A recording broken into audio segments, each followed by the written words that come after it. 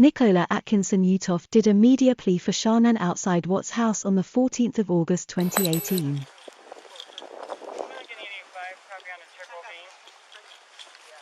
Well, police really don't have a lot of information right now. We do know that this neighborhood where Shanann Watts and her two little girls live is the last place that anyone saw the three missing people. Watts' friend says she did a wellness check with police yesterday, and as they were making their way around the home, they found Watts' purse, keys, car, and phone all in their rightful places inside the home. And that really has Watts' friend worried, because she said her friend would never go anywhere without her phone. Frederick neighborhoods, quiet, safe places, they say. Number 2 or number 3 safest place in Colorado. One house sits too quiet, though, and cries for answers couldn't be louder. I'm just concerned and understand if you're hearing this or you're out there, please let somebody know you're okay. Shanann Watts and her two girls, 3 and 4 years old, are all missing. Watts is 15 weeks pregnant. It's not something you think's gonna happen in your backyard. Or your closest friend? Watts' close friend called the police on Monday. She dropped Watts at home early Monday morning, about 2 a.m. after they landed from a work trip. She saw her walk inside, and that's the last time she heard from her friend. They were supposed to meet up later in the day. I called her and texted her several times, and then when she didn't answer, because I knew she had a doctor's appointment that morning, she didn't show up for it. I'm just worried sick. I don't know where she's at. This is completely unlike her. Completely unlike her, out of character. That's why police are worried. That's why the street is lined with cars. Police say most of their department is part of the search for Watts and her two kids. A canine on the hunt for clues, too, searched the house to pick up scents. My heart's racing a mile a minute. It's a scene Watts' husband can't wrap his head around. It's not something I could ever fathom would happen in my lifetime, and I have no inclination of where she is. She said she was going to a friend's house with the kids, and that's the last thing I heard, and that was it. It was very vague. Watts' husband, the last person to see his wife and their two kids, now stands outside his empty home, hoping his 3 girls and their mom will pop up. In my heart, I believe that she is somewhere, and I hope that she is safe. As Watts' friend was doing that wellness check with police yesterday, she tells me that it didn't look like anybody forced their way into the home. In Frederick, Zora Stevenson, Fox 31. This is Nickole Atkinson Utoft's interview, August 14, 2018 with CBI. Hello. Hi there. Hello. Are you Nickole? I'm gonna step out for a minute, yeah. Hi. Hi. Agent Greg Zettner with Colorado Bureau of Investigation. Okay. I just talked to you on the phone a few minutes ago. So, can we go down to the little conference room on the end here and talk? I'd appreciate that.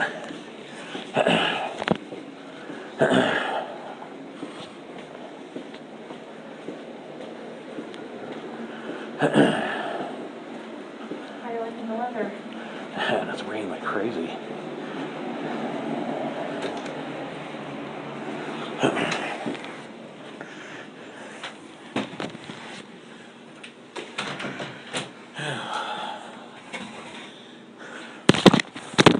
Oh, goodness.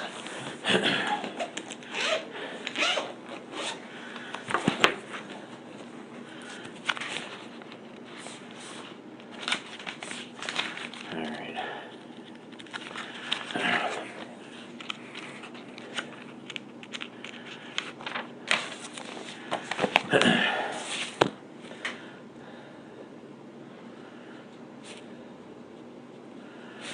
And is it Nichole? Nickole. And I'm sorry, what did you say last name was again? Do you want my married one that happened a month ago, or because it hasn't changed yet, or the one that's on my driver's license? What's on your driver's license? Right now, Utoft, but How do you spell that? Utoft, but that should change tomorrow, hopefully. Okay. To Atkinson? Yeah, Atkinson. Okay. And that 970 number, that's what I called you on? Yeah. That's the best number for you? yeah. Okay. And what's your home address?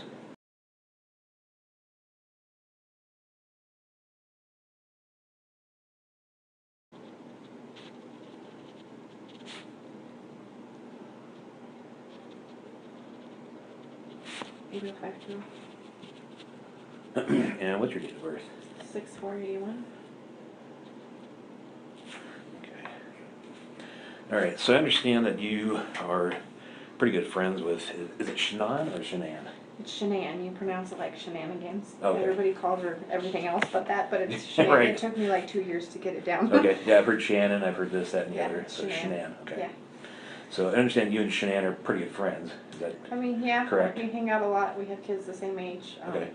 I met her because her mom started working for me when I was running a whole bunch of salons and decided to change professions, so now I'm here. But Okay. that's not important. All right, so how long have you known Shanann? 3 to 4 years, I would Okay. say. It was when Bella was little, and then she was pregnant with Cece, and Cece just turned 3, so. Okay, so Bella is the older one, right? Bella's 4. Bella's 4, and then is it Cece- Celeste? It's actually? Celeste, and Okay. she goes by Cece, yeah. Or they call her Cece. Right, 'Cause it's Celeste she's Catherine. 3? Yeah, she Okay. just turned 3 in July. Okay. Okay.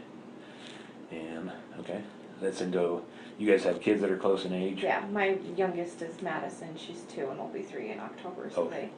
we go to their house, or they always ask, "When's Madison coming over?" If I go by myself and Sure. they're there. So Okay. So since you've known Shanann for about 3 to 4 years, when did you meet Chris? the same time I met Shanann, I actually got invited by her mom, Sandy, over for Cece's first birthday party. Okay. I mean, I like talked to her in passing, but to actually like say I got to know her and stuff like that, I met her before, but not like where we developed a friendship. So, Cece's first birthday party around then, I went over and I met the whole family and spent Okay. some time with them. So, and ever since then, because we have the same kids in age, and she got me doing Thrive with her. So. Okay. What is Thrive? I've heard about that. I don't So know exactly what that is. It's these patches that we wear, Mhm. and it's a nutritional supplement. Oh, okay. So it's not just patches, but that's the gist of it. Okay. Unless you want more information. I've heard of it. I didn't know what it was. Yeah, So- it's a nutritional supplement. Okay. It just time releases vitamins and minerals into your body all day long, so it gives you like mental clarity and Oh, energy. all right. You actually stop craving stuff that you normally would want, like ice cream. I don't crave ice cream anymore. I Really? quit drinking soda. I don't drink coffee. Oh. All right. Good. Yeah. Okay. So were you and Arizona. Shanann? Shanann.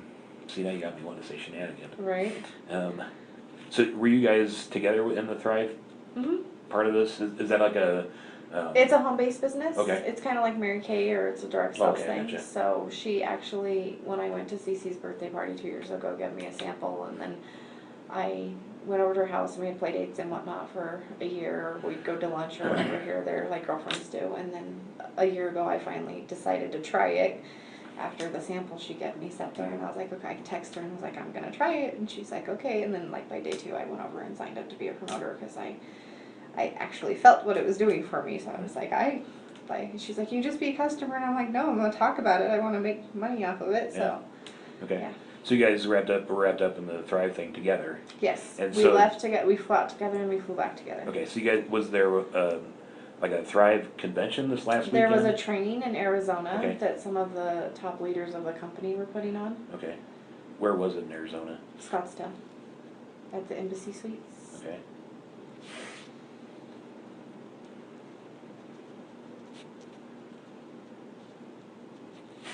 And so you guys went there. When did you guys go? I left here at 4 o'clock on Friday morning. So it was Thursday night. Friday morning, and I drove from here to her house and picked her up, and then we drove to the airport. Okay. Do And you remember what time you picked her up? I was around 4:30. In the morning? Mhm. Okay. Nickole said she left her home at 4 a.m. to proceed to go and pick Shanann up, saying she arrived at Shanann's about 4:30 a.m. Google Maps show it's a 15-minute drive from Nickole's house to Shanann's, so why would it take half an hour for Nickole to get there? There should not have been any traffic issues so early in the morning. I have edited Nickole's address so it's not shown. It's a really early flight, I assume. Yeah, we flew out at 7. Do you know I can airline? pull it up. It was Southwest. Southwest. Yeah, I can show you the boarding passes if you want. They're on my phone. And you flew from here to Scottsdale? Phoenix. Phoenix, okay. It's about 20. It's Sky Harbor, is that right? Yeah.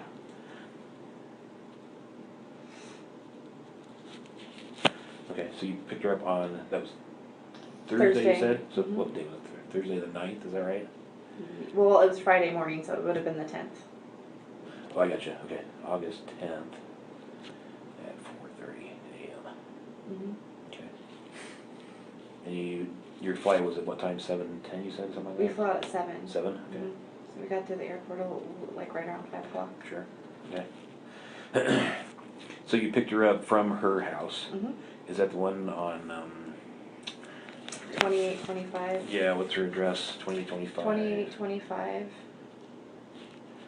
It just escaped me. Give me a second. Saratoga. Oh, there you go. I was like, Saratoga Trail, is that right? yeah.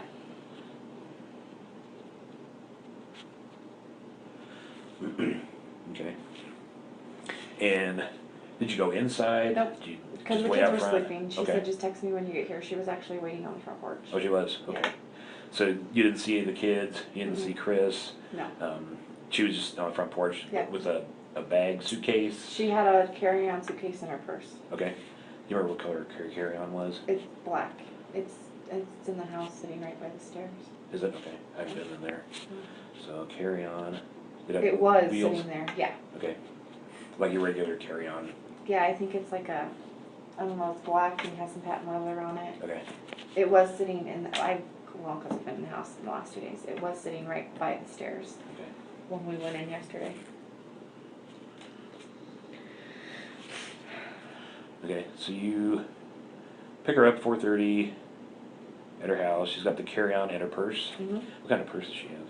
It was a Dolce & Gabbana, like beige colored. It's in Beige. the house too. Okay. I found it in her office when we went through the house.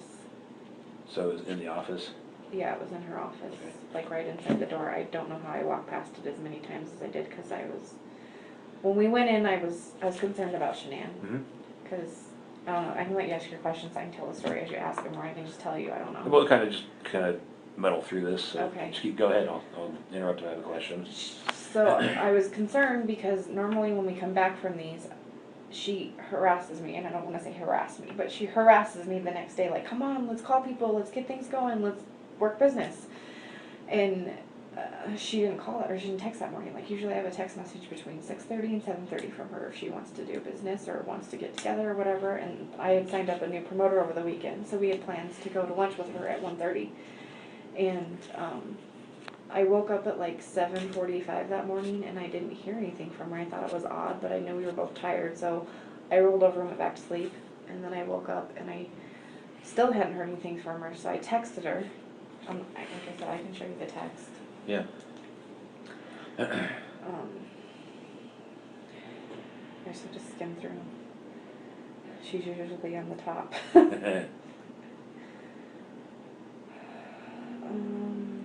I texted her on yesterday morning at 8:43 a.m. asking her, how are you? 8:43. Yeah.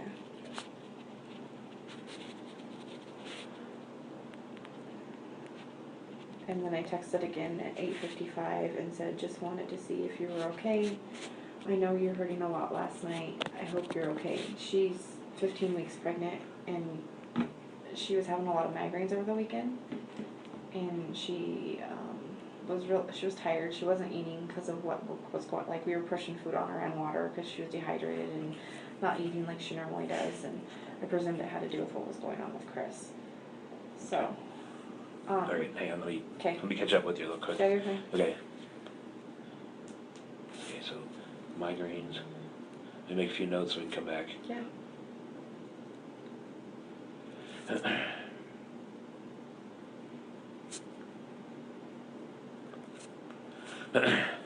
Sorry, I've got only part of the story, so I may not be able. Yeah, no, you're be fine. I can totally go back following to your with questions you. again when I jump back. Okay, let me go back to the beige purse. Real Okay. quick.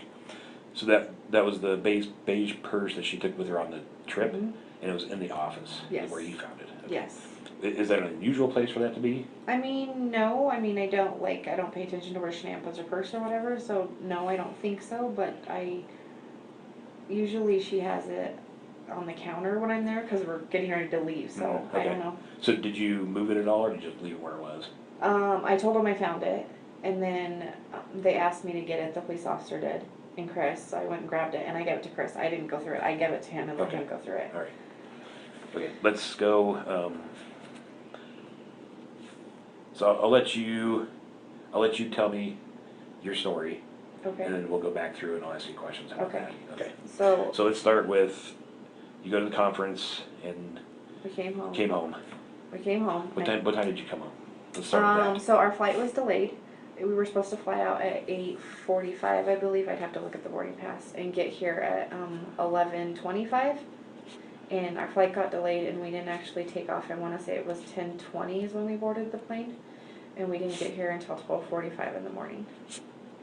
12:45, okay. And then I dropped her off between, I thought it was around 1:45 because I got home a little after 2. But the neighbor's security system has me dropping her off at 1:48. Nickole said she dropped Shannon off about 1:45 a.m. and she herself got home a little after 2, around 15 minutes later by her own calculation. So why did pickup take 30 minutes to get there to Saratoga Trail when she picked Shannon up? Dropping Shannon off at 1:48 a.m. as per Nate's camera said she would have 15 minutes later been home a little after 2 a.m. I do not at all understand why the journey to pick Shannon up took 30 minutes. Okay. And then I went home and I didn't talk to her again that night. Okay. And what time did you get home? I got home a little after 2. Little after Like 2. it was like 2:01 or 2:03. Okay. It wasn't like we live really close together. How far do you live away? From her house to my house, I would say like 5 or 6 miles. Okay. It's on the other side of I-25, so Okay. over in Firestone. Okay. Oh, right. Okay. Okay. So go ahead. I'm sorry. So then that morning I woke up and I texted her, Mhm. and like I said, I asked her if she was okay, and then and then at 8:55 I texted and said, just wanted to see if you're okay. I know you were hurting a lot last night. I hope you're okay, because she was in a lot of pain on the plane. Last year in August she had a neck surgery and had to have a degenerative disc fixed. So her neck was really bothering her, and because we'd sat in the airport extra long, she was sitting for extra long, and she was in a lot of pain. I don't know if it was that, and then she had a headache on top of it, and so that's why I texted her that morning, because like I said, it's not normal for her not to text me in the morning usually. Does she have medication that she generally takes for the? Yeah, she had, I don't know what it is, but she did have migraine medicine with her, and then she also had anti-nausea medicine with her that she was taking over the weekend. Okay. And they Do migraines make her sick? Yeah. Like nauseated? Yeah. Okay. Well, and then she's pregnant too, so I don't know if she's taking the anti-nausea for the migraine or There for is the pregnancy. that, yeah, right. So, yeah. So then I didn't hear anything, and I knew she had a doctor's appointment at 9 a.m. That was the other thing. On the way home, she was saying that in the car, she said, it's going to really suck to get up in 3 hours. And I was like, that's only 5:30. Why are you getting up in 3 hours? And she's like, because Cece will be up, the baby. She's like, she's still in North Carolina time, because they had just the week prior come back from being in North Carolina for 6 weeks. Okay. Who all was in North Carolina? Cece, Bella, and Shanann all went out. I could look on the calendar and tell you the dates. At the end of June. And then Chris went out the last week and then flew back with them. They were there.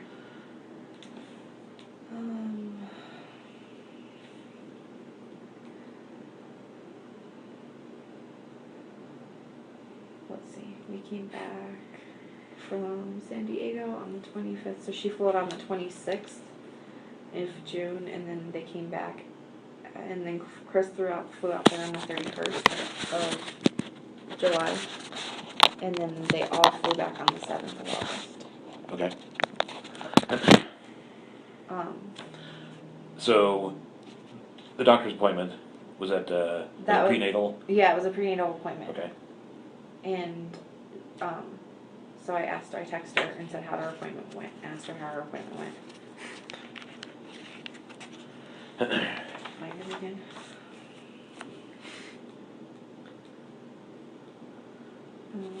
I texted her and again at 9:21 and said, let me know how your appointment goes.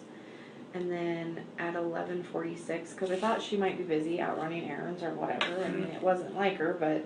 Is it unusual for her not to return texts? Yes, very unusual. Because of her business, that's how she communicates with everybody. She's constantly on Facebook, and that was the other thing. She didn't post on social media that morning. And if you go back and look through her Facebook, she has posts anywhere from 5:30 to 7 in the morning, every single morning. Every morning. It's very unlikely. And she didn't on the 12th. Correct. And then that's unusual. Yes. Okay. So when I looked on Facebook, because I hadn't been on Facebook either, I was actually I drove to Longmont around 10 to go look at a house for the other gal that was with us in Arizona. Her name's Cassie. They're supposed to be moving out here. So I went to go look at a house for them, and after I did that, I was like, I haven't heard from Shanann, have you? And she was like, no, I haven't either. She's not returning my phone calls or texts. Like, we both have called and texted her. So at 11:46, I said, I'm very worried about you. I'm coming to your house. And the reason I decided to go to her house was because I had watched the dog Dieter, the week before. And I didn't bother Chris because I knew he figured he was at work. But I figured, like, well, maybe after he left for work, she passed out or something. She's pregnant. She wasn't feeling well. Something. So I was like, I'll just go to the house and see if she's there. And if her car's there but she doesn't answer, then I'll use their code to go in. So, I had my son with me, my 16-year-old and my 2-year-old, and I go to their house, and I knocked on the door, and I rang the doorbell, and her shoes that she had on the night before were right inside the door. And those shoes she wears everywhere. It doesn't matter if there's, unless it snows 3 feet, she will put on tennis shoes, but they're flip-flops. She wears them everywhere. So I was like, well, that's odd if she's not here. And she buys the same damn flip-flops every year because she likes them that much. Well, do you know what brand name they are? I don't. I have a picture of them. Can you send me some of this stuff? Yeah. If you have a picture of the flip-flops, that'd be great. And do you know how to do screenshots? Mm-hmm. Can you send me my texts? those texts? Yeah. Also, that'd be perfect. If you could send them to that phone number I called you on, that would be great. What color are these flip-flops? They're black. Are they like regular between the toe flip-flop? Yeah. Okay. And those were inside the door, and you could see them. Yeah, I could see them because the way their door is, it's a door, and then there's 2 glass panels on each side. Okay. So I knocked, I rang the doorbell. And she always wears those? All the time. Nothing else? I mean, she wears other shoes, like if she goes out on a date or something, she'll wear other shoes, but she's always in those flip-flops. Okay. Like, we went to Arizona, and that's the only shoes she brought with her. Okay. And then...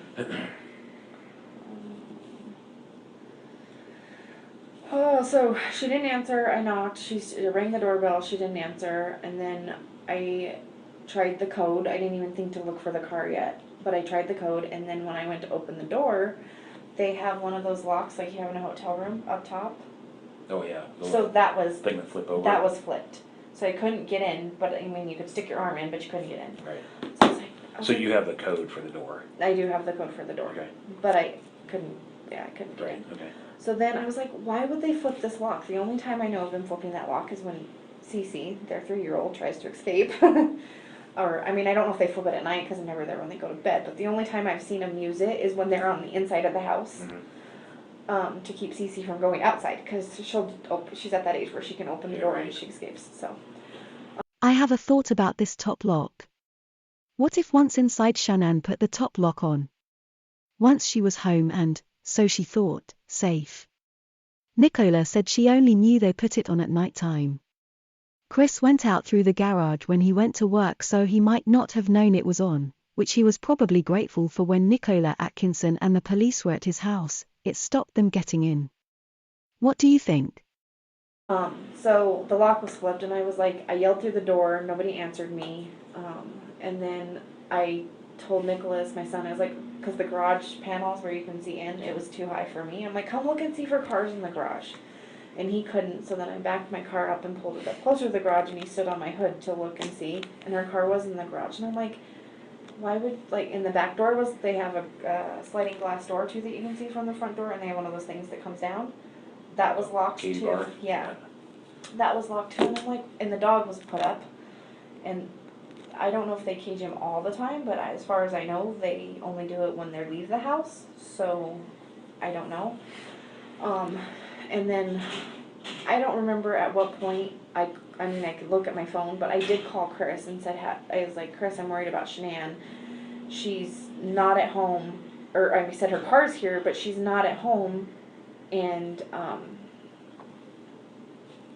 do you know where she's at? Like, it's not, I haven't heard from her this morning. He then told me that she did not take the girls to daycare and they were going on a play date. And then I turned around and I was like, well, if they went on a play date, why doesn't she have her car? And then he proceeded to tell me, he's like, I don't know what Shanann's told you or hasn't told you, or if you know any of this, but he's like, and I'm not trying to bring you into our personal stuff, but me and Shanann are separating and we're going to sell the house. And at which point I said, Chris, your personal stuff is none of my business. That's not my concern right now. Either your wife and you will work things out or you won't. But where is your wife? Because she doesn't, like, she goes everywhere in that car. She's paid for by the company. Like, it was just odd to me that the car was there. Why does the fact the car was paid for by the company matter? Does she have any other mode of transportation? No, that's her only vehicle. Okay. The only other vehicle they have is his work truck, and he's not allowed to drive anybody in it but him. Okay. Like, he will drive home from work, drop off the truck, and pick up the other car to go get the kids from school if he has to. Okay. What time did you call Chris?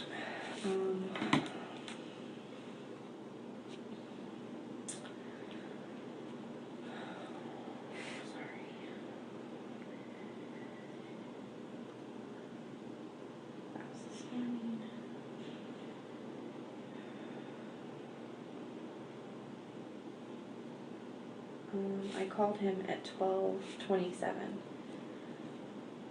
According to the discovery documents, Nickole didn't call Chris. It was Chris who called her at 12:27 p.m. And I called him twice. He didn't answer, and then I called again. Discovery shows no calls from Nickole to Chris around these times. The next call shown was again from Chris to Nickole at 12:41 p.m.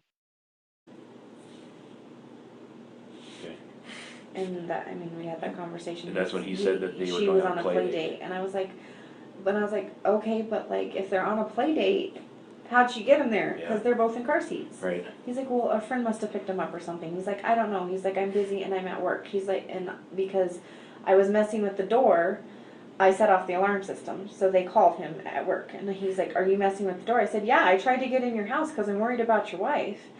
And he was like, he's like, she's on a play date, Nikki, I don't have to tell you, I'm at work. He's like, I'll try and contact her. And he hung up.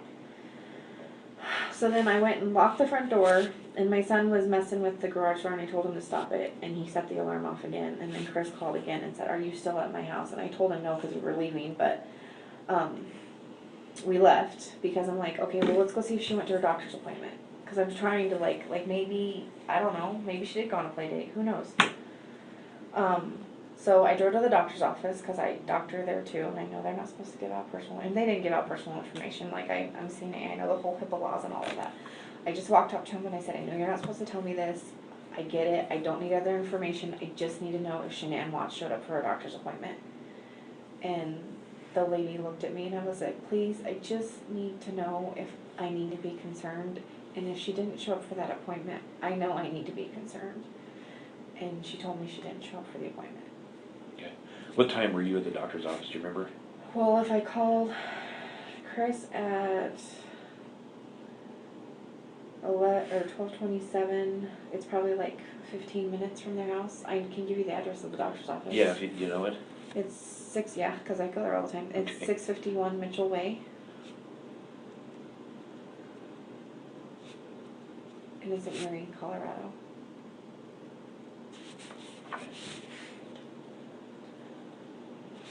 And you think you're there 1 o'clock-ish, maybe? Let's see. Cassie called me at, when I was leaving there and I was heading back, at 12:40. So she left after the 12:27 p.m. call to Chris. It takes 13 minutes from Saratoga Trail to get to the doctor's. Add that up, it's now 12:40 p.m. She has no time to actually go in the doctor's to inquire about Shanann before she is back in the car heading back and receiving a call from Cassie. These times just don't add up. She also said her son Nick had set off the garage alarm, so Chris rang her to see if they were still at the house. So when did this happen? She made it sound like this was before she went to check the doctors. So yeah, I would say around 12:30, 12:40. Okay, 12. Because I got 2 phone calls from her friends because they both wanted to know what was going on. Okay. So you think it's about 15 minutes between their house and the doctor's office? Mm-hmm. So we call it 12:45? Would that be accurate, you think? Possibly, yeah. Okay, I'll call it, how about 12:40 to 12:45? Okay. Does that sound Okay. accurate to you? Yeah, well, I left the house, when I called Chris was when I left the house shortly thereafter, and that was at 12:27, so. Okay. All right, I don't want to put words in your mouth. No, I know. So then, after I left the doctor's office, I was like, okay, something's seriously wrong. So, because I've been in contact with Cassie and Christina all morning, because these are people that would normally talk to her every day. Mm-hmm. I called them, I'm like, what do I do? Chris said she's with a friend, and they were both like, go back to the house and call the cops. So then I did. I drove back to the house, and I called Chris again. I said, I'm going back to, well, I texted Shanann again. I don't mean to jump around. That's okay. I'm with you. There's just, I don't get it.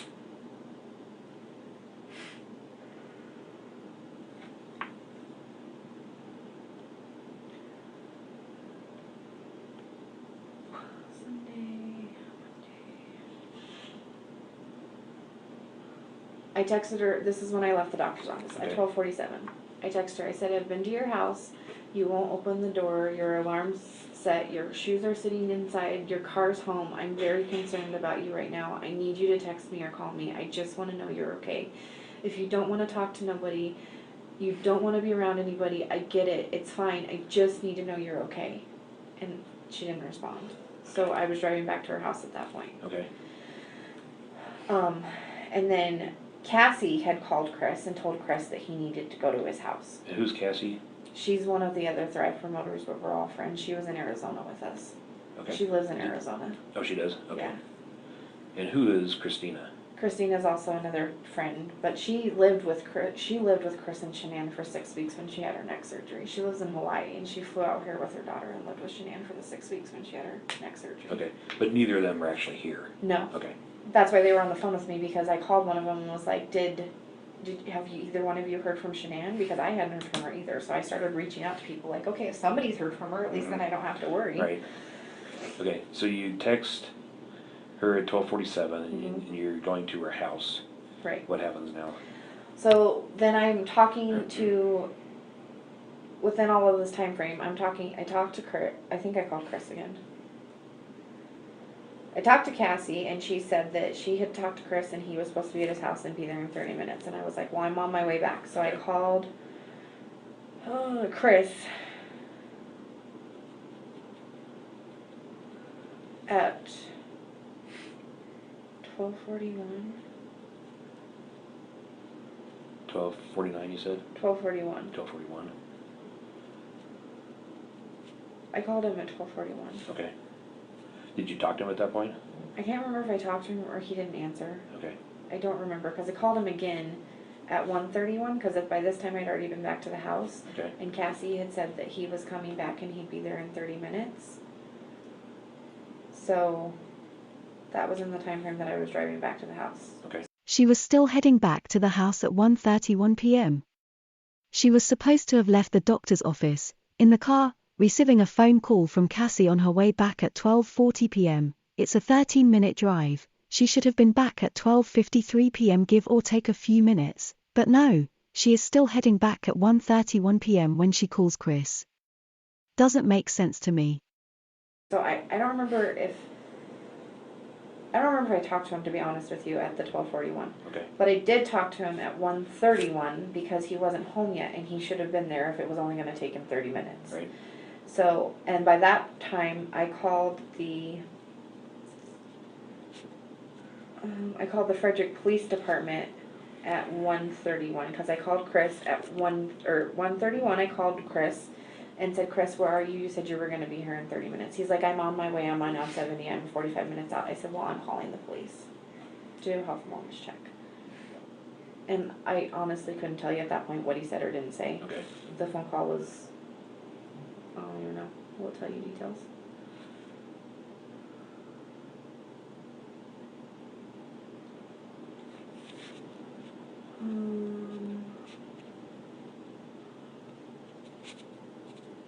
had an incoming call at 12:41, and it lasted for 42 seconds. I think that was him calling me to ask me if I was still at the house, messing with the door. At 12:41? Yeah. Okay. And then at 1:31, I called him, and that's when I told him that, like, you're not here. And then he still wasn't at the house. By 1:52, I called again and was like, where are you? But I had already called the police then, and they were on What their time way. did you call the police? 1:33. Did you call 911 or the regular line? I called the non-emergency line Okay. because I didn't know whether they would consider that emergency or not, so I looked up the non-emergency line and called it. Okay.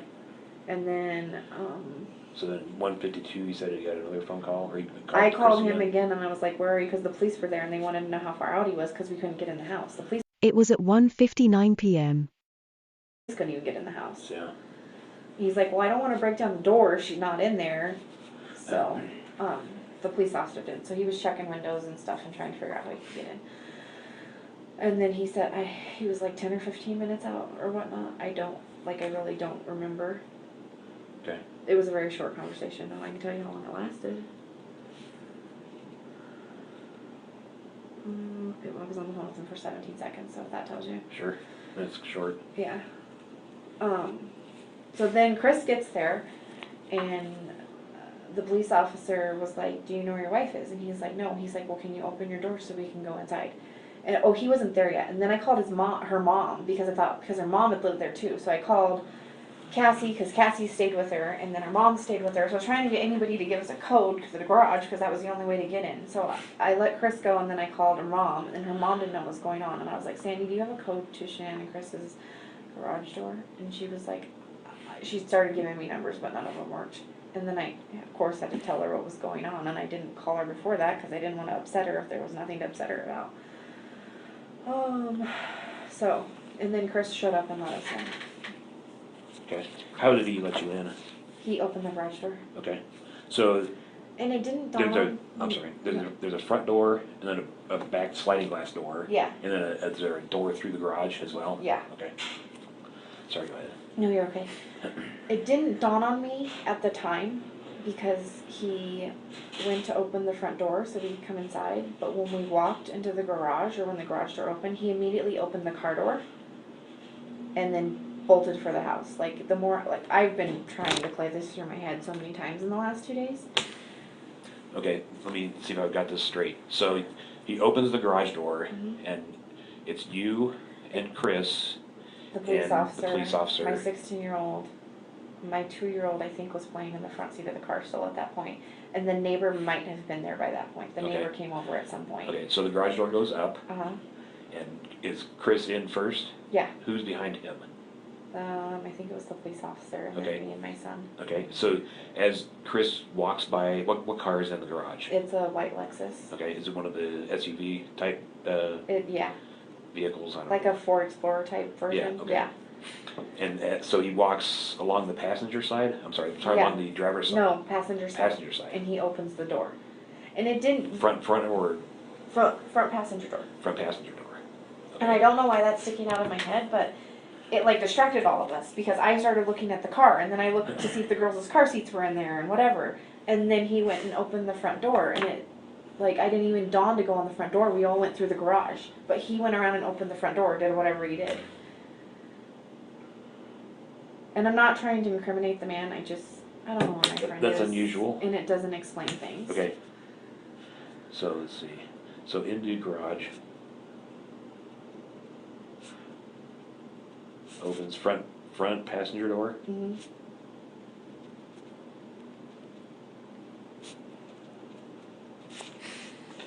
You think that was an effort to delay? I don't know, and it could just be me, my mind, you know what I mean? I'm just trying to, replay the events of what happened.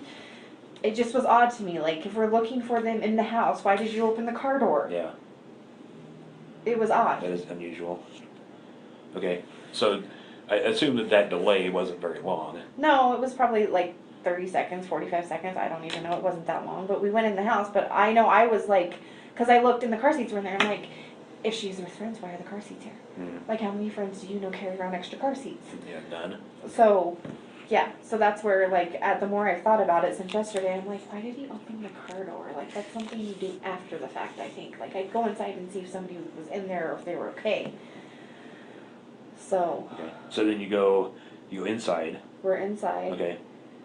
And go ahead. And everybody kind of split. The police officer and him, like, everybody kind of split because we were looking for Cece and Bella and Shanann. Like, everybody just kind of split up because at this point, I don't know what you guys are considering this or not considering this, but at this point, we all split up and we're just looking to see if we can find them. Downstairs, upstairs, everywhere. Every room, everywhere. We're just looking. And they're nowhere in the house. They're nowhere. Like, okay. Nowhere. Can you describe the house, inside of the house for me? I mean, is it in shambles? Is it No. messy? Is it No, neat? it's clean. It's neat and Is it clean. always that way? For the most part, I mean, the girls might have a couple toys out here or there, but no, it was really clean. Like, and Shanann's, like, I'm sure you're going to go in her house at some point. She's very OCD. Everything's labeled. It has its spot. Okay. It doesn't move from that spot. If it does, it gets put back in that spot. Like, yeah. Okay. Do you notice anything unusual? Does it smell weird? No, it just. Is anything out of place that you I notice? could say it felt weird, but. It felt weird. It felt weird. Let's talk about feeling weird. I don't know. By that point, it felt like it had an eerie feeling to it. My mind wasn't in a good place. Okay. Because it didn't. She never leaves that car. Like, that car goes everywhere with her. I mean, unless she's out of town and Chris needs the car because he has the girls, they always have that. She's always in that car. So, it was just weird to me that the car was there. Her shoes were by the front door. Okay. So would it be fair to say that for her to leave the house without her shoes and that car, it's out of character. it's very unusual for her? Yes. Okay. And it got worse as we went on. So we all split up and we're looking for things. And then I'm not sure how we all ended upstairs, but we all ended upstairs at one point, and Shanann makes her daughter's beds every day. Like, I've been upstairs, they have a playroom upstairs, I've seen their rooms. Those beds were not made. The beds weren't made. The little girls' beds were not made. Shanann's and Chris's bed was stripped. Okay. All of the bedding was, and I don't know if all of the bedding, but the bedding was all over in the corners of the room. And I didn't touch it, I didn't go through it, I don't know, like, if sheets were missing or anything like that, but all of the bedding was stripped off the bed, which I thought was weird. But yet she told Cindy DeRossett that sheets were missing. Cindy told this to police on the 13th when she was phone interviewed.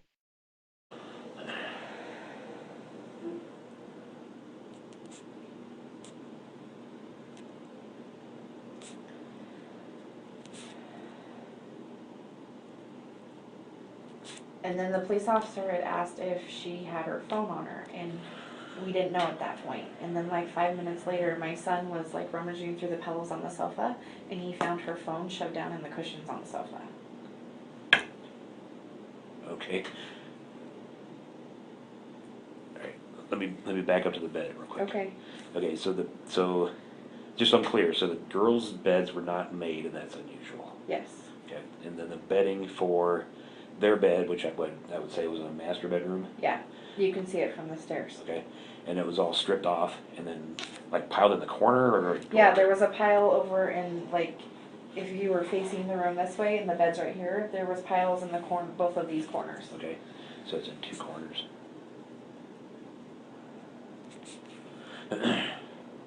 Okay, so was it just a bare mattress that you saw? Yeah, there was a mattress cover on it, but like Okay. I don't know if it was a mattress pad or just a mattress cover, but there weren't any sheets or blankets or pillows on it. Okay. They were all on the floor, which I thought was odd because Shanann usually doesn't start a project unless she's going to finish a project because of her OCD-ness, if that makes sense. Okay. But Chris does all the laundry too, so if Chris left for work, why was the bed stripped? Right. And he says he takes care of all the laundry and does all the laundry, so that was the other thing. I don't know, they're silly little things, but like, why would he strip the bed before he went to work if Shanann was still there sleeping in it? Okay. And you said the pillows were on the ground too? Yes. Did you happen to notice if the covers were on the pillows? I didn't. Okay. What color sheets were on the bed or were laying in the pile? They were white.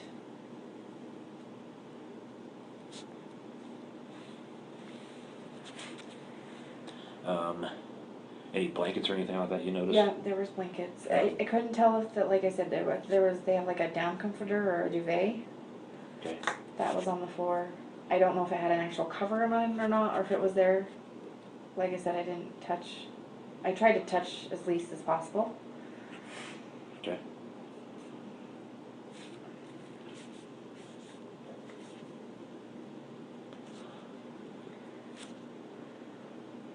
Because, well, at that point, bad thoughts were going through my head.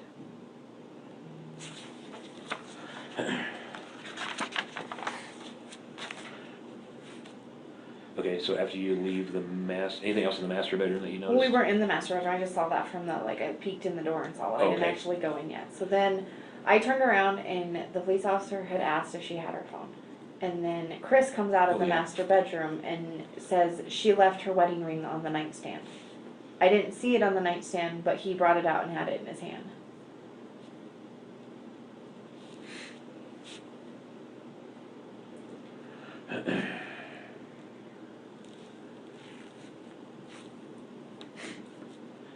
Did she have it with her Yes. in Arizona? It was on her hand. I don't think, the only time I've ever seen her take it off was when she had her neck surgery. Okay. Because she can't have jewelry on when you have surgery. All right. Tell me more about the phone. So my son, like I said, he was rummaging through the pillows because we were trying to see if her phone was there. Because if it was, it's usually where people normally put phones or whatever, by the bed or whatever. I don't know why he chose to look in the sofa, but he did. He's a 16-year-old. I don't know. So Where is the sofa? It's right outside. They have so you have Chris's and Shanann's room are right here.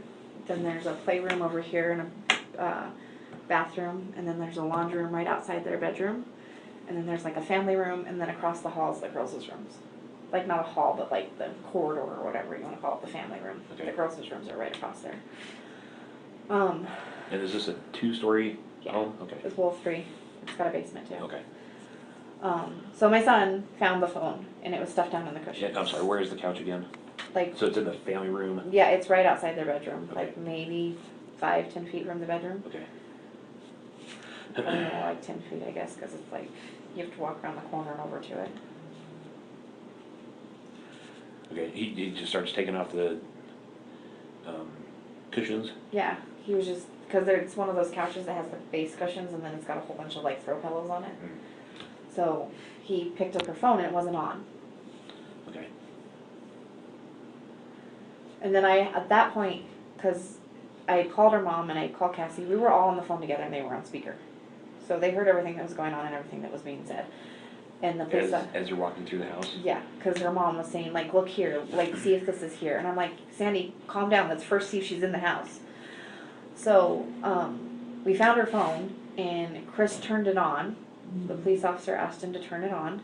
So they turned it on, and then it needed a code. I didn't know the code, but Cassie knew the code. It was the baby's due date. Okay. So we put that in, and then the last text and call that she had made was to Chris. Because they popped on he started doing stuff to it, Chris did. Shanann's phone's an iPhone, I can't run iPhones, yeah. Did you happen to see what time that last text was? I didn't, and I don't know if it was a text, it was just like on the call log or whatever. I'm pretty sure I don't know even know if it said Chris, I just not started to see, it could have said Cassie, for whoever texted her last, I don't know. So then... I walked away from the phone. I went downstairs because Sandy was like, Nikki, go look and see if the girls' meds are there. Because Cece, the 3-year-old, well, Bella too, but not as bad as Cece. They both have asthma, but Cece's highly allergic, like EpiPen, anaphylactic shock allergic to tree nuts. So Shanann always carries those stuff on her, like their inhalers, their EpiPens and stuff like that. So her mom said, go see if you can find the girls' medicine. So I went downstairs and I looked in the cupboard where I knew the medicine was. And I didn't see it, and I didn't even notice it till like a couple times passing or whatever. The thing that she carries them in, it was on the counter, but it was under the cupboard and it was like back in the corner. And I just I don't know, franticness, wasn't paying attention, but it was there. So she did not have the girls' meds with her. And then, because we found the phone, she was like, is her purse there? And I'm like, I don't see it anywhere. So then I started rummaging through the house trying to find a purse. And I didn't find it. And I'm like, no, her purse isn't here. I was like, so maybe she did go somewhere with the girls, like thinking that she did. And then,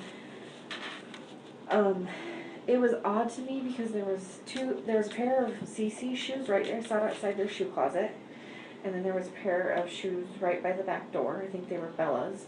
And then for whatever reason, there was 2 pairs of shoes of the girls' shoes out on the back porch on a chair. And, I mean, Shanann, the girls have a blanket out and she says it's dirty and picks up after them. I mean, they very rarely have stuff scattered everywhere. So I found that to be odd, but I'm like, oh, maybe Cece wouldn't pick what shoe she was on and she was in a hurry because she needed to go. I don't know. So those were out, and then we went over to the neighbor's house because he said the cop had asked questions I couldn't tell you. Like, at that point I wasn't really paying attention. I was trying to like look for things that her mom was asking me to look for. She asked me to check the knives. I'm like, no, all the knives are here on the counter, like the butcher block or whatever. She asked me to go down in the basement and look just to make sure. I went downstairs. Stuff like, I mean, she was like telling me, because she lived there, she's like, did you check her shoe closet? She has this amazing shoe closet in her office that her dad built her, sorry. But I was like, Sandy, like, they're not here. I don't know what to say. They're not here.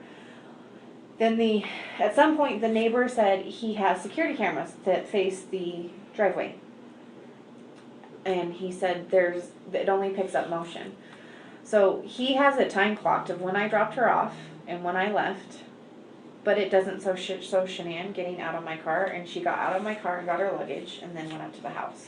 And I backed up, but I sat there for a second to make sure she made it in the house and shut the door and everything was fine. I can confirm she was in the house. And she went in through the front door. Mm-hmm. Okay. So, yeah. And I don't know if she flipped the lock after, I don't know. But she did go through the front door. And then he had security camera of that, and then he had security camera of Chris backing up his work truck to their garage at 5:18 in the morning and loading something up in it. And that's when my mind went bad, like really bad, because what would he be loading up at 5:18 in the morning? And Shanann yells at him, and he doesn't go out the garage because the garage is right below the girl's bedroom, and it would wake them up. He always went to and from the front door, as far as I know. Okay. I assume the police took that video.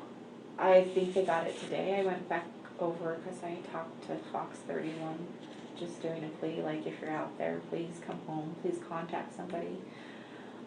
And they were there at that time. The neighbor said they asked him for the surveillance, if they could call, he could call his or whatever, not insurance, security system place and get the video sent over to him. And they were there with a K9 unit too, so. Okay. I mean, and this whole time I'm trying to be as cordial to Chris as possible, but I don't know. Yeah. I think you said several times that your mind went to a bad place or something to that effect. Because her purse, well, then we found her purse. So then after we saw the videos, we go back in the house, and I found her purse right inside the door of her office. And I went in her office several times. It was like tucked right there by the door. I just walked past it. Was it behind the door? No, it was like right next to the door. Like, the door was open, and then on the opposite side, it was sitting right inside the door. Okay. So did it appear like somebody was trying to hide it, or just? No, I think she just, like, somebody set it right inside the door as they were walking by or whatever. So,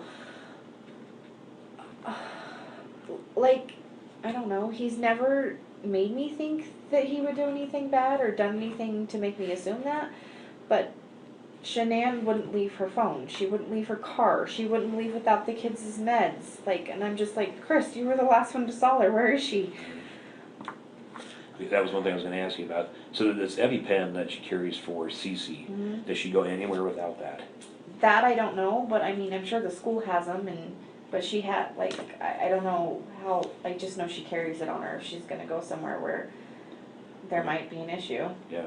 I don't know if they have one in the car, like, I don't know to that extent, but I know, like, when she travels, she has a little case that has all of their inhalers and an EpiPen and all of that in it.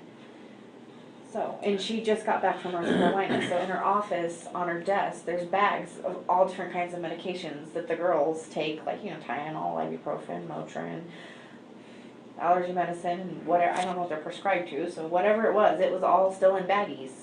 Okay. So my thought is, if you were gonna leave your husband, why not pick up the baggies that are already packed and take them with you? Right. But all of their luggage was there too, that was the other thing. She bought the girls special luggage to go to North Carolina. Like, if you were gonna leave, why wouldn't you pack up their clothes and take it? Okay. So did Shanann ever say anything to you about their relationship? So, the week they were in North Carolina, and I can show you text that she sent me, she said, I think it was the second or third week she was there, and there's posts all over Facebook about it too. She got in a fight with Chris's mom because she went to Chris's mom's house to visit, and I think her name's Cindy. The other grandkids were there when they were older. Cindy bought ice cream that has everything Cece's allergic to in it. So Shanann asked, and this is just hearsay, I don't know. Shanann asked Cindy, please do not give this to the other grandkids until I get Cece to bed, because she's not going to understand, and she cannot have it. And she took it and put it back in the fridge, and then I guess Cece went and got it, and then Shanann like put her to bed, because I mean she's so sick. Like, you eat not peanuts, but cashews and kiss her, she could go into shock. That's how severe it is. So, they argued or whatever. Shanann went back to her parents' house the next day, and for as far as I know, she did not go back and see his parents. But they celebrated Cece's birthday while they were down there, because she turned 3 in July, and the parents did not come to Cece's birthday party. So I know there was like a falling out between Shanann and Chris's parents, and then she called Chris and told Chris what was going on. So apparently there was some issues with her and Chris. And the whole thing, I don't know. And then I was told that Chris went and saw his mom and dad while he was there and spent the whole day there. And Shanann's mom, Sandy, and Shanann both said that Chris was not himself when he came back. And then, like, I knew something was up because of Facebook. I didn't ask. I figured she'd tell me when she got back or whatever. I mean, we texted a couple of times, but she was on vacation, spending time with her family. She didn't post pictures of her and Chris that week.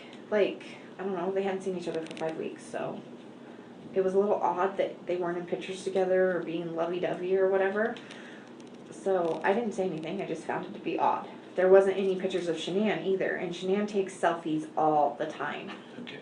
Like, it's an every morning ritual of a selfie, and you point to your DFT because you're trying to promote it type thing.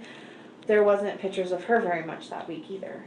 So, and she texted me I don't know if she texted me, I'd have to look back at them. She either texted me or I'm pretty sure she texted me. She called me I think like once, but she really couldn't talk. She was around Chris the whole time. And I can pull it back up if you want me to. I mean, it was a couple weeks ago, but I save all my texts. I've learned the hard way with employees. Texts are important. She's basically just said that she didn't know what was going on. He was acting weird. She hadn't seen him in 5 weeks. He wasn't touching her. They weren't cuddling. He wasn't holding her hand. Like, he wasn't sleeping in the same bed with her, which I find that really odd. You know. So is that all of that? That was new? prior, yeah. Oh, that's new. So prior to this. Oh, prior to North Carolina, like, not to give you intimate details, she said that they were like screwing like rabbits, and he couldn't get enough of her, and they were doing it in the pantry where the girls were in the other room. So to go from that extreme to I don't want to touch you is odd. Okay. So prior to the North Carolina trip, there was no indication from No, Shanann I went on a trip with them. that their relationship was on the rocks, anything like that? No. Okay. Right before she left for North Carolina, I was in San Diego with her and Chris. We won a trip through Lavelle. We were all on a paid trip by them to just enjoy San Diego. So I was with them for 4 days right before she left for North Carolina. So. And how were they then? Lovey-dovey, taking pictures together. I have tons of pictures of them together on my phone. So I mean. Okay. Yeah. I don't even know where I was in the conversation or what you asked me last. Oh, so they had the falling out. So Chris was acting weird, right. and then she texted me and said, things were bad and that she didn't know what she did or what was going on with Chris, and she thought that it was his parents, and the only other time he's ever acted like this in their marriage was right after they got married, and it was because his parents didn't go to their wedding. And that he So his parents not like her? No, they do not like her. Yeah, they do not like her. His parents do not. Do you know the reason for that? I don't per se. Like, I've met the parents like in passing. I've never spent time with them. I don't know. She can be bossy. But in a good way. I mean, it's not like I've teased her because I'm like, you're so bossy, but she's trying to like push you to do good things and like motivate you. It's not like a bitchy bossy. I don't know. But, I mean, I don't know what she's like when Chris when I'm not there. So. Right. But yeah, she told me through text. She's like, "Girl, I'm gonna need you more than ever when I get home." She's like, I don't know what's going on wrong. I don't know what I did. I don't know what I didn't do, basically." And I was like, "Okay, like I'll come over. We can talk, whatever." And I was supposed to watch the girls when they got back because they had the ultrasound video of the baby to find out what they were having. Because the next weekend when we got back from Arizona, which would be this weekend, we were supposed to do a gender reveal party for them. So they flew in Tuesday night late, and I was over at their house Wednesday night before we left. I went over and watched the girls, played with them, painted their nails, that kind of thing, hung out with them. My mom and dad went. But Chris was really weird when he came home that night. He did not say hi to me. He did not acknowledge me at all, which is not normal for him. He'll like give a hug or he'll acknowledge that you're there. He'll say, "Hey, how you doing?" whatever, and then he'll go on in his merry way and do whatever. He did not talk to me at all that night. That was Wednesday night? Yeah. Okay, that would have been the And I mean, 8th. they were in a hurry or whatnot, but because he was running late, so I literally got there when he got there, and we like bypassed, but he didn't say anything, and he seemed really like uptight, would be a good way to put it. Okay.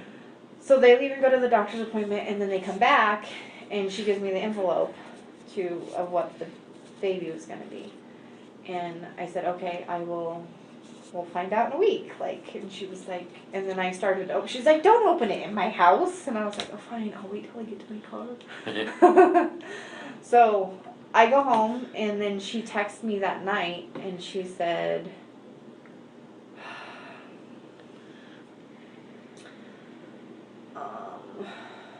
people blowing up my phone. I can tell you, I have not had so many text messages, phone calls, and messengers on Facebook ever in my life. I'm sure. I do not want to be a celebrity at all. I left a job because my phone blew up all the time. Let's see. Since I was with her most of the weekend. And how did she seem over the weekend? Did she seem fine? She was, last weekend, Yeah. she was not her normal self. She was very down. She was constantly like second guessing how she was talking to people because she didn't want to be, I guess, bitchy. I'm not sure. Chris and her had a conversation, I guess, Thursday night. Oh, I guess I'll get to that in a second. Sorry, go ahead. No, you're okay. Yesterday. So,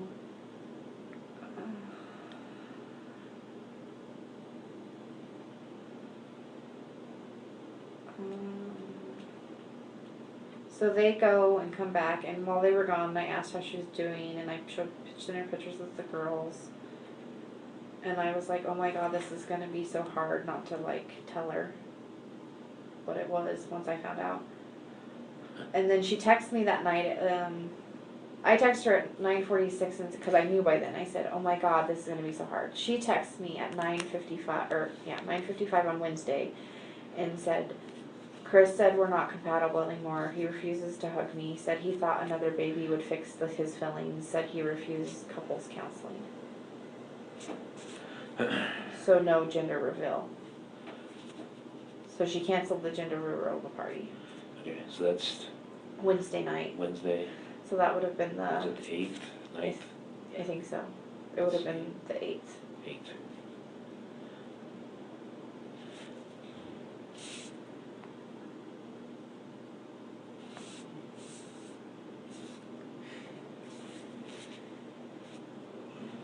So then I texted back and said, what? I don't understand. What does he want to do then? And she said, no gender reveal. She's like, I'm putting my friend's thoughts. I don't want to fake a happy Chris. I was like, I'm not putting my friends through a fake happy Chris. And then again, I said, because it wasn't coming out, it says con gender reveal. I was like, is she trying to say no gender reveal? So I was like, so no gender reveal, question mark. And she said no. And then me and another girl was doing it. I said, do you want me to tell Taylor or do you want to? And she asked me to tell Taylor, so then I later texted Taylor. And then I said, okay. And she's all, he doesn't care that he's hurting me. And I said, what does he want you guys to do? And she's like, he's done. He said he will work it out. How do you work that out? I was like, what does that mean? Because I didn't know, like, what does that mean? I'll work it out. That's what Kristen said to her. I said, you don't work that out if you're not willing to work on it. And then she said, can you tell me what I'm having? I need some happy news, please. And I said, yes, I can. Are you sure? She was like, yes. And she's like, I'm not telling anyone, though, not even Chris. I said, can I come tell you in the morning? I'd really like to tell you this kind of news in person and not through text. I didn't say not through text, but I said, I'd really like to tell you in person. And she said, sure. I said, or I can come tonight and tell you, like, right now. And she's like, no, it's okay. I said, are you sure? I will. Because by this time I was texting, it's a little after 10. And then I was like, I just want to see your face. She's like, it's okay, I'm still crying right now, so I'll wait until a.m. And I said, I can come over now. And she's like, no, it's okay, I'll wait. And I don't know if you want to know the text message, but she said I might go masturbate to relieve stress. So, you know. And then I talked to her by that point because this next isn't until Thursday afternoon. So I did go over the next morning. We were supposed to leave, well, obviously the next day, so everything was whatever. But I went to Walmart and I got some stuff for the baby, and I got them these champagne poppers. So if they did decide to do it, like, it'd be exciting for whoever did it, whether it was her and the girls or her and Chris or whatever. There was, you know, they're gonna have a baby. And they were having a little boy. They are having a little boy. And she asked him if, and I took her to her house and said, like, it was in a little bag or whatever, and I said, here, if Chris wants to do this with you or whatever, and she said he wanted to wait to find out with her that night. So I gave her the bag and I stayed for a little bit, and then because she was trying to, like, appease him or make him feel better or whatever, she wanted to put him mow in the backyard. And I was like, Shanann, you're not mowing the backyard. It's like 80 degrees outside. And she's like, I just need you to help me get it down the rocks or whatever. So I ended up mowing her backyard for her before I left, because I'm like, I'm not going to let you mow the damn backyard. I'm just not. So I mowed her yard, and then I went home and did my stuff, and I talked to her. She said, what if, because her anniversary with him, like their dating anniversary, I think was the next day, on Thursday. So she's like, do you think I should ask him to go away so we can work on things while I was there? And I was like, I mean, you could. I mean, I don't know what he's willing to do. So she did text him, and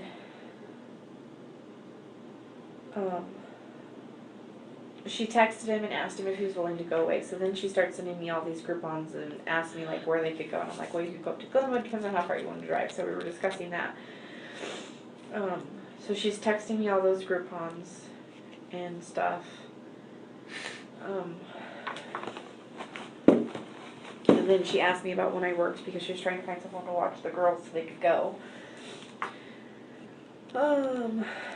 And then we stopped texting at like 11 o'clock that night because I was here at work, and she asked if I worked on the 17th, and I said yes. And then I was like, question mark, and she said nothing. And I was like, it's not nothing if you're asking what's up. Like, she usually doesn't ask when I'm working because there's usually something, you know. And then she texted me at 3:29 and said she was up and showered, and I said I was counting down the minutes and wishing that I had a shower because I've been here all night. And then she said, text me when you leave, and I said, well, when I get out to the parking lot, I have to change. And then I texted her I was on my way, and then I picked her up, and then we went to the airport. So, and I didn't see Chris that morning, I didn't see the girls. But she was off all weekend. I mean, we were constantly telling her, like, eat Shanann. I carried a water bottle with me all weekend, and I was constantly giving it to her, telling her to drink, because she kept saying she had a headache. And Cassie, that was with us, is a nurse, so we're both, like, you know, taking care of her, because that's our nature, and she would take a couple bites of food and wouldn't eat them, and then normally, like, I mean, and I know she's 15 weeks pregnant, but normally we'd, like, go out and do something. We didn't go out. We stayed at the hotel the whole weekend. I mean, such we're going to dinner. We'd go to dinner and come back. So, I mean, even the whole last day we were there, the whole point of us staying there the last day was to, like, go see Arizona or explore in Scottsdale. I sat in the hotel room with her. Not the hotel room, but in the hotel lobby. Because we had to be out of our room by 11, and our flight was until 8:45 that night. So, we didn't go, we sat there. Because Shanann was, on the way there, she got Chris a book to try and help. She ordered a book, and then she downloaded it on her phone so she could listen to it. We listened to it on the plane together on the way there, and then she listened to it majority of the weekend, and she was picking out, like, how the book related to her and Chris, and how she could change these things or that things. And What was the book name? Do you remember? I don't, but I could find out for you. I know the friend that referred her to it. Okay. If you'll, Do you want me to text her real yeah, quick? yeah, if you know it. So actually, I was gonna have you text a bunch of stuff to me, if you would. I would appreciate it. Can I have a separate piece of paper? Yeah. Yeah. And I know I asked the detective earlier that called me that wanted me to come in. I wasn't trying to be non-cooperative or whatever. I've talked to so many I'm people. sure. I'm sure. I was like, I need to go to work. Sure. You just kind of be for a little bit. Okay, so what did you want? All right, so let's see. Let's go in reverse order. So the text string that you had with her on the 8th of August, starting at about 9:55, where she talks about he says he's not compatible and he's done. Okay. Will you send me that text string? Yeah.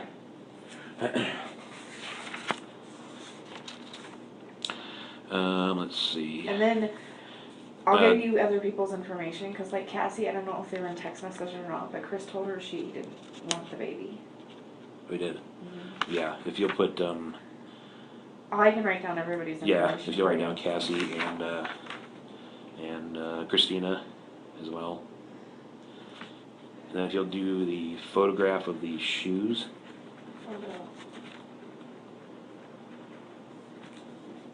And I don't know why I took a picture of the shoes. I really don't. It's just like when I was walking through the house, I'm like, well, that's odd. That's odd. Because, like, to me, like, I don't understand why the police officer let us go in the house. Yeah.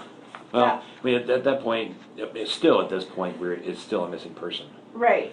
But, like, he let us touch things and go through things, and that's where I'm like, I don't know. I've watched a lot of crime shows. Right. I understand.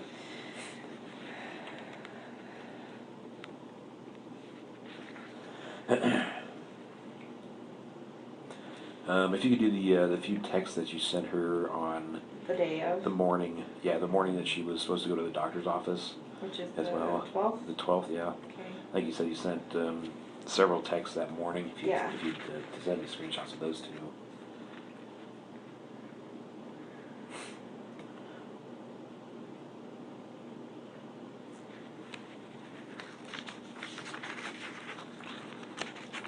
And Chris has been corresponding, like, with all of us over the week. Like, there's, like, 5 or 6 of us that... Has been? Yeah, so I'll give you all of their numbers.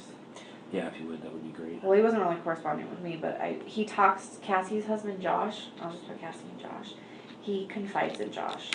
Okay. Are they good friends? They met through Thrive, but, like, on all the trips we go on, they hang out together, and then Cassie came out to visit, and they stayed at their house. And, Okay. I mean, they're bros.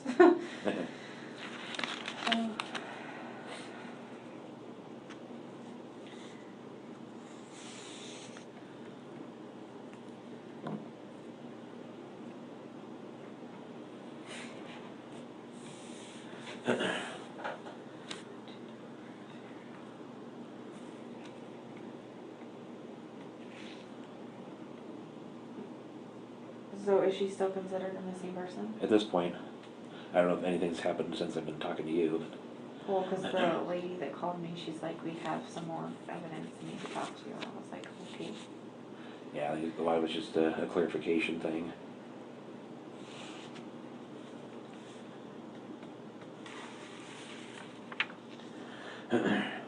Do you need to know where they're at, so when you call, they're up?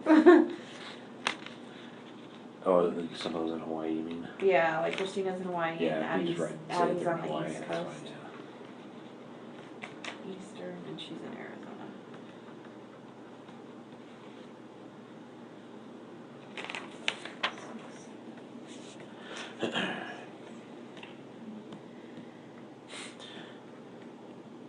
Did you happen to take pictures anywhere else on the inside of the house? I can look. I don't know why the shoes stick out to me. Probably because she wears a lot of them. Okay. She's like, you should buy these shoes. Do you have her mom's number? Go ahead and give it to me. I'm sure we've got it somewhere, but make sure I've got that.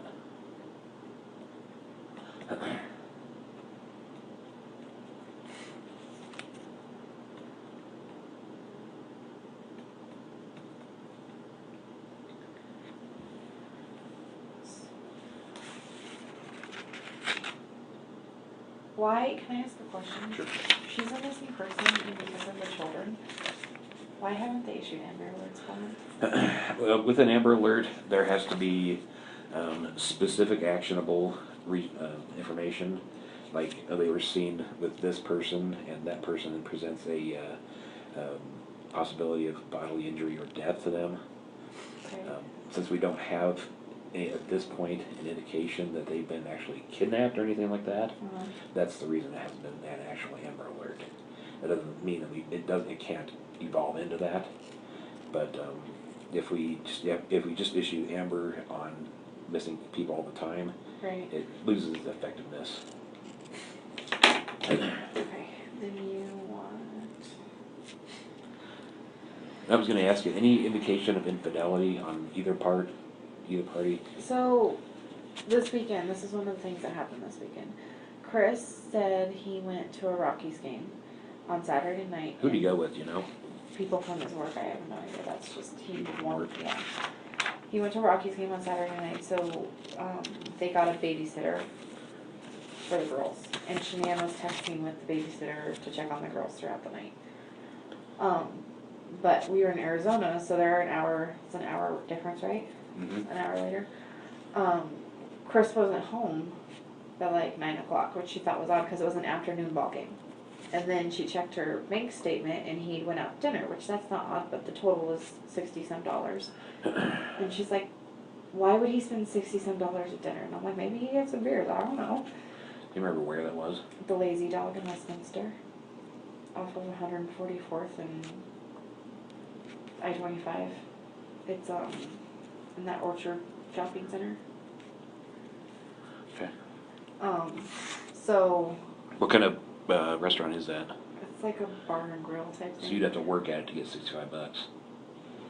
Yeah, well, that's what we were talking about, because I'm like, well, we went out to dinner tonight, and it was a Mexican restaurant, but it was a bar grill type thing, and, I mean, I had some drinks, so I was like, well, my bill was $47 tonight, and she was like, Nikki, $63, yours was $47, and it was one person. I'm like, well, yeah, but we didn't have appetizer and dessert. It's like, so maybe he, like, was treating himself, trying to make her feel better, because she was, and then she called him. I don't know if she called him or texted him. I think she called him because me and Cassie went down to the pool. And she said she called him. She said she was going to call him. So I don't know that she actually talked to him because we weren't in the room. But she said that he wasn't home yet either. He didn't get home until 10:30, which she found that to be odd because it was well after dinner. And she knows when he gets home because their security system tells you when you open the door. All right. So, she asked him what he had for dinner. And again, she's trying not to accuse or be snarky. So he said, oh, I had some salmon and a beer. And she's like, oh, okay. We'll save the receipt because I need it for taxes. Because sorry if she writes off anything. So then she gets off the phone with him or whatever. When we come back, she's upset. And she was like, what did he spend that on? And I don't know. And she looked up the menu. And he said he had salmon and a beer. And she's like, that's only like $30. Where's the other $40? I'm like, I don't know, Shanann. Like, if you ask Chris to save the receipt, you'll have to look at the receipt. I was like, maybe he bought one of the guys dinner because they bought him something at the ballgame. Like, who knows?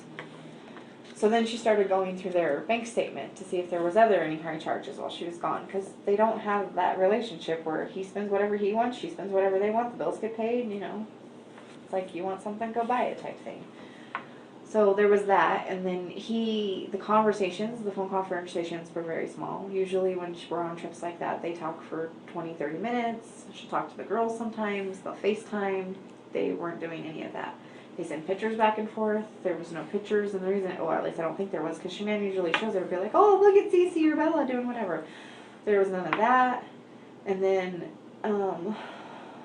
he let her go because he said he wanted to work out or something whenever she talked to him last. So she let him go, and then the next day, I can't remember if she talked to him that morning or not, but it was very sparse throughout the day. He was going to take him to a birthday party of the girl that babysat, I think the brother or something. And through people commenting on Facebook and all the stuff that I've seen, he was at the birthday party. The guy said he was at my house, and I don't even remember his name or where I saw it, but I did see that on Facebook. Okay. And then she called him that night when we were at the airport, and I figured she talked to him for a little bit, but it was a very short conversation. She wasn't talking. She like walked off. She's like, will you watch my stuff? I'm gonna go talk to Chris real quick. And she came back, and it couldn't have been more than 5 minutes. I was like, are you okay? And she's like, no. She's like, I haven't talked to him all day or hardly at all this weekend, and he wants to work out. He started working out while he was on the phone with me, so I just let him go. And Chris didn't used to work out like this all the time.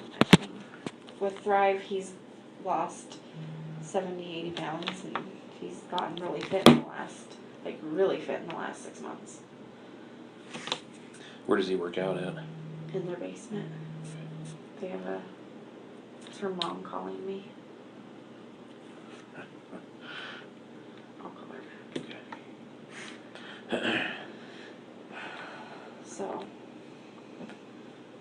and then we came home, and she was upset because she was like, he didn't even want to talk to me. And then I did remember seeing a text from him because she texted him and told him our plane wasn't going to get in until about 1:32 in the morning because of the delay. We weren't sure, because at that time we weren't sure. They were estimating. We were waiting for the flight crew to get there.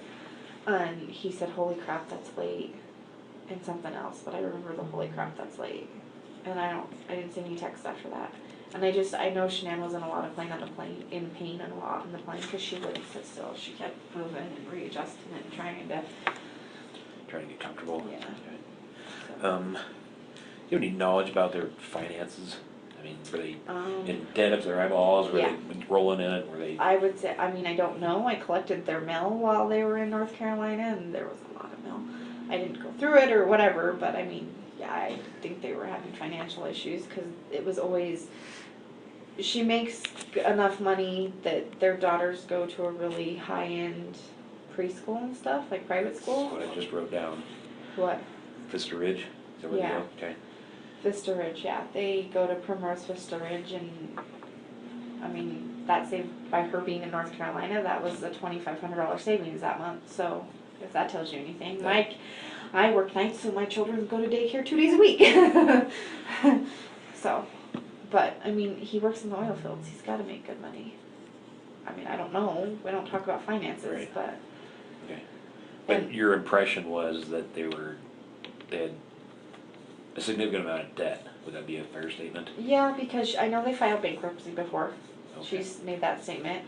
And I know that they have, because she's always very, meticulous. Not like that we don't go out to lunch several times a week or whatever, but she's like, well, I need to go here because it's cheaper, or, she thinks about how she's spending her money. Okay.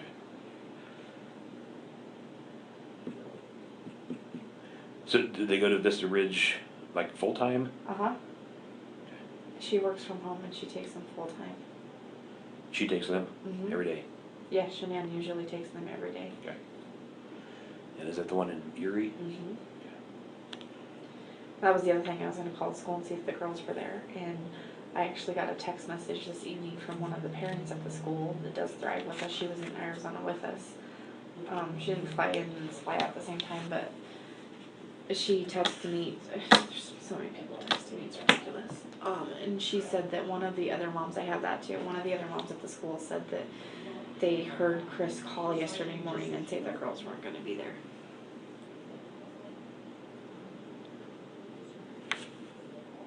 I'm sorry, say that again. So Chris called the school yesterday morning. Chris called the school. And said the girls were not going to be there that day, and then told them that they were separating and they were going to sell the house. Do you remember who that was? I don't have a name. I have a Max's mom, but I can give you Karen's number and you can call her. Yeah.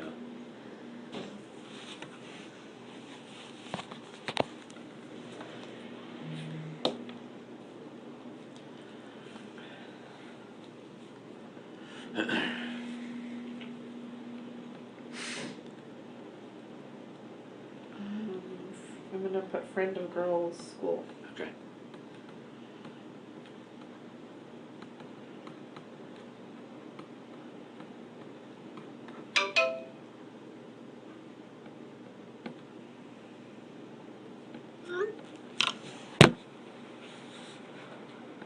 Okay. All right. Anything that we haven't talked about you think we need to? It's funny. I was talking to Cassie on the way to work, and I was like, I'm losing my mind. I don't want to forget anything. I don't want to. I think she texted me and told me a list. I know that sounds horrible. At least I thought she did. Oh yeah, you were going to check for pictures, other pictures. Oh yeah.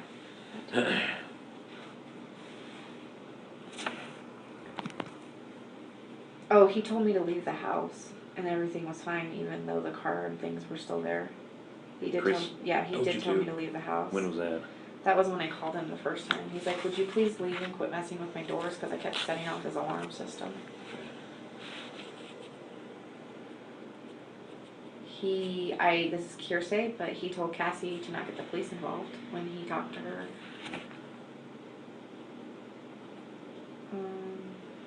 Oh, he mixed up his stories with everybody. So he told me that the girls and Shanann were on a play date, and then he told her mom something different, and then he also told Addie, which I gave you her number. He texted Addie something different too.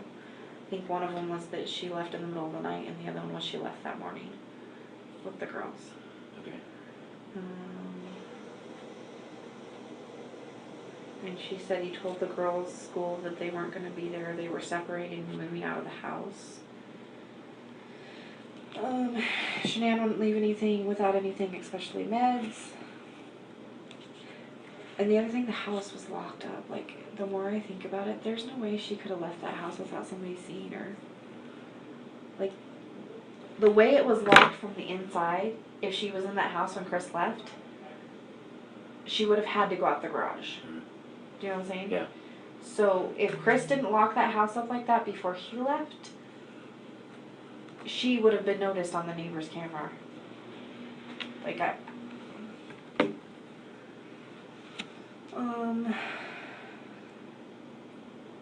she said Chris is being cold, not himself at all, yelling at the kids more often, and just not himself. Oh, and because of the company he works for, and he has to go to oil wells, there's a GPS tracker on his truck. Yeah. So. We're aware of that. Yeah, I already told him that yesterday, so. All right. So. Shoes. Sorry. Yeah, shoes. Other pictures, actually. Other pictures, I'm sorry. You're the 3895-7890. No, that's 9303895 5846. Yep.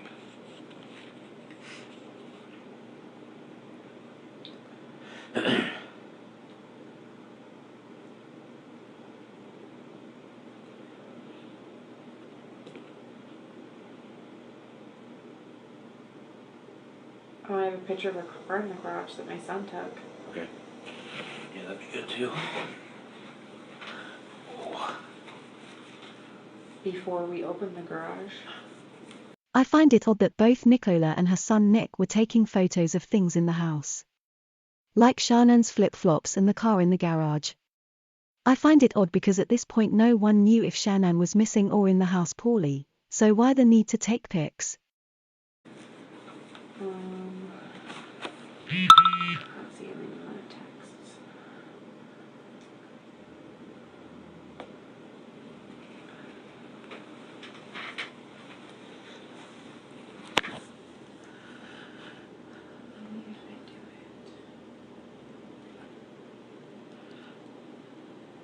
and I do have a screenshot of the guy that said he was at his house. Do you want that? The guy that said he was there? Yeah. Who's that? His name's Jeremy. I can't see it, but I'll send you the picture of it. Jeremy Landstrom. He said, yes, I have the cops. My daughter watched the kids Saturday night, and the girls were at... Whoa, my phone's going crazy.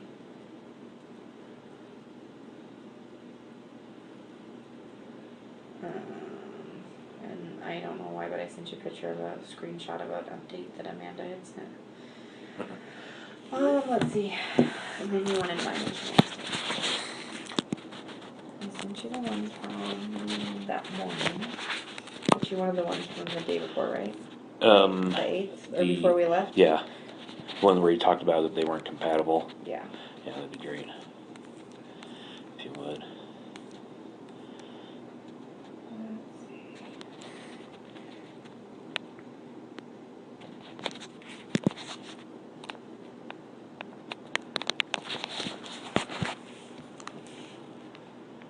Oh, I'll redo that one. Someone just texted me.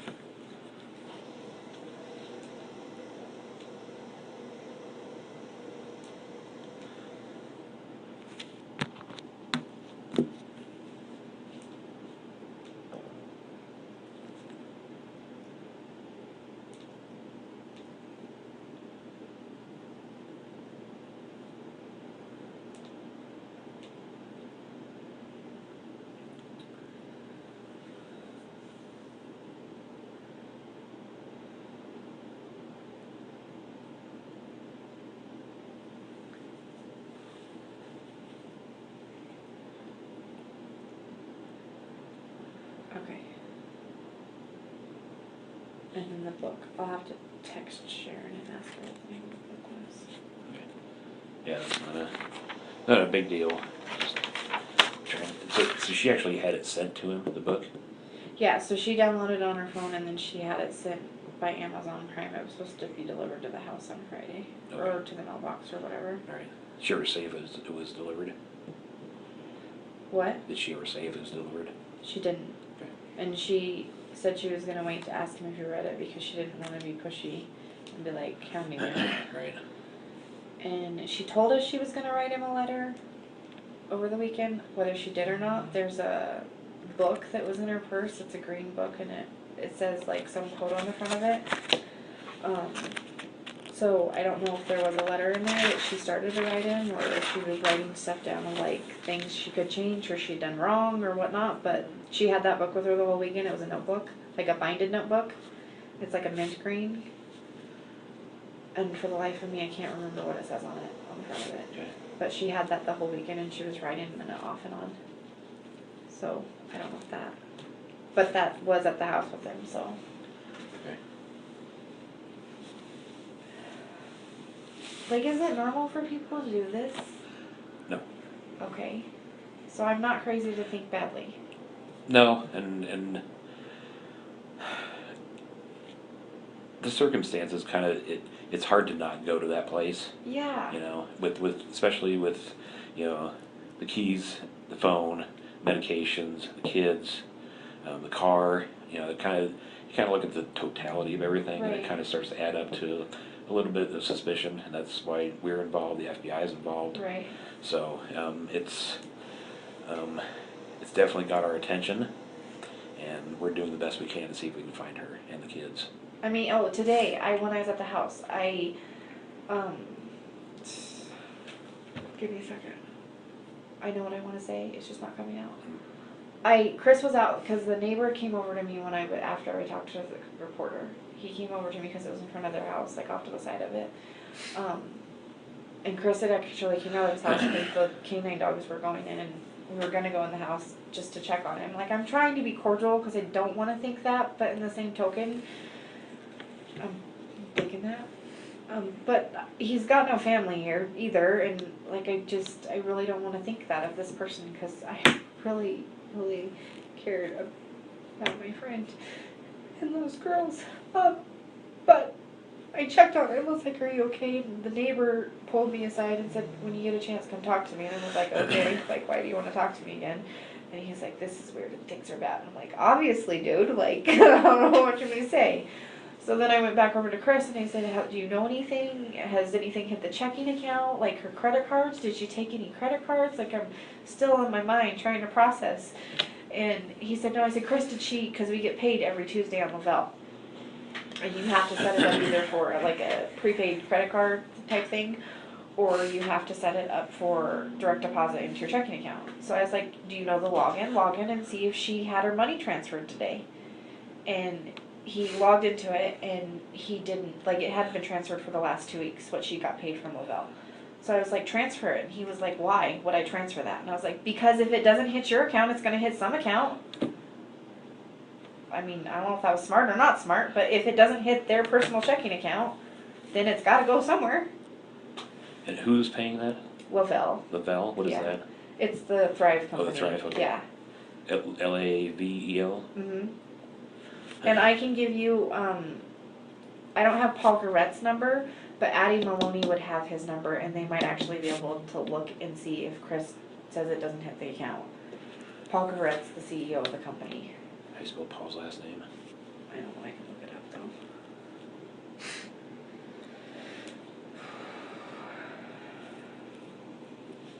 though. How funny. He just posted 22 minutes ago. Gravette.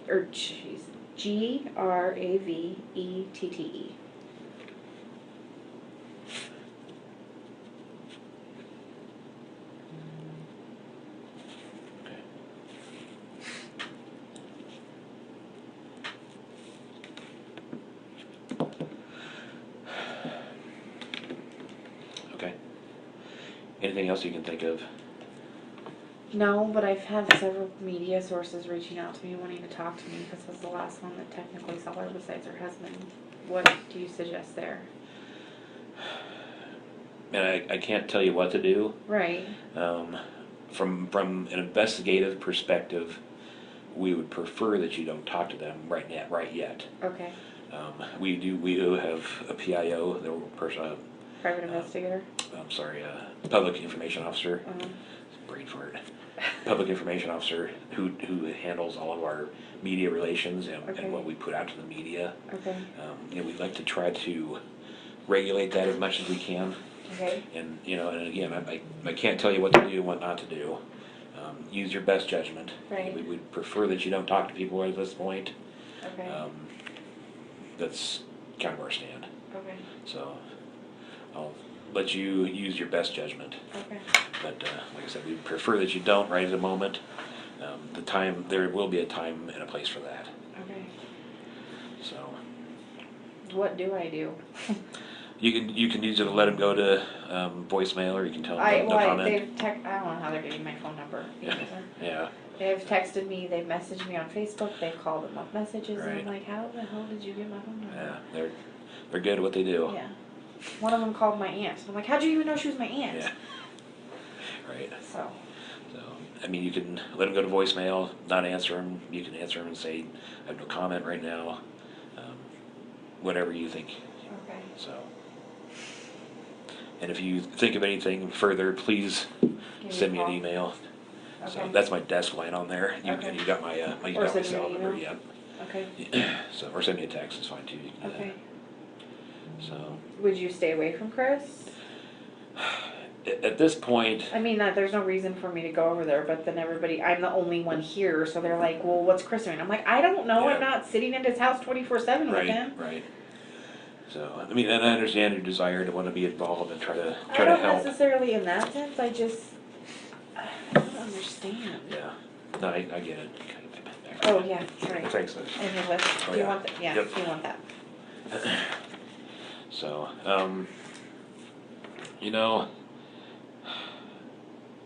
I would recommend that you probably not contact Chris. Okay, and if he contacts me, leave him? Yeah, probably for the time being. Okay. So, Is it wrong Any to other- ask if he's a suspect? since it's technically a missing person, there's not technically a suspect, but he is somebody that we definitely would like to talk to further. Right. So, and you watch the Dateline stuff, and how that stuff goes. Yeah. So, No, why? people that are involved tend to draw a little bit of the spotlight more. And Like, if it was a crime of passion, I honestly think to God he'd strangle her. Only because she already has the neck issue. I mean, Yeah. I don't know. What was that from? She had I don't know if it was I don't know if it started out as a slip disc but it was a degenerative disc, and they went in and fused some stuff in her neck. She's got a scar on the front part of her neck. Okay. They're in most of the pictures. Did she have a car accident recently? No, she had a car accident in, I want to say it was 2007, and then she got some neck and back issues due to it. Okay. Why? Did they have a Ford Explorer? They did. What happened to that? I can't remember if they owned it and sold it, or if it was on lease and the lease was up and they didn't re-sign the lease. Okay. But they got rid of that about 6 months ago, 3 to 6 months ago, because they both earn, so through Lavelle you can earn a car, and if you hit certain criteria, if you go and purchase and lease a car of their car list, then they'll pay you $800 a month or $1,600 a month for your car payment. Whoa. Yeah, so it's worth it to go get the car if you don't Yeah, have that really. car payment. So that's why they have the Lexus. The Lexus is through Lavelle not like through Lavelle, like if she quit earning that amount of money, she'd have to pay for it out of pocket, but they pay you every month on the second Tuesday of the month, and you get $800 or $1,600 depending on what bracket you're in Oh. to go pick out a luxury So car. technically it's a company car. Technically, yeah. That's interesting. But I mean, you have to sign the lease, and Yeah. if they don't end up paying you, you're still You're still responsible. on the hook. Yeah. Right. Yeah, so they had gotten rid of the Ford because they were talking about getting another car. So, Gotcha. but then she said because of money issues, they were not getting another car because they were using, if you don't go purchase the car, then you still get a car stipend, but it's only $300, so they were just using the $300 for whatever, Okay. so, yeah. All right. Okay. Well, yeah, if you think of anything else, send me a text or send me an email Okay, or give me a call, whichever. okay. So, Do you need anything else from me? not that I can think of off the top of my head. Okay. So, but you're here till 6 a.m., is that right? Yeah, and my 16-year-old was there too, so Okay. I don't know if you want to talk to him, but he was there with me. The 2-year-old probably won't tell you much. So, yeah, I'm here till 6 a.m. in the morning. Okay. Unfortunately, Yeah. I traded the shift this week so I could have Saturday off, so I could go to Arizona with Shenan's. Oh. Hi, this is my trade. Now you're paying the price, huh? Yeah. Okay. Always the one. All right. Well, thanks for sitting down with me. I appreciate that. You're welcome.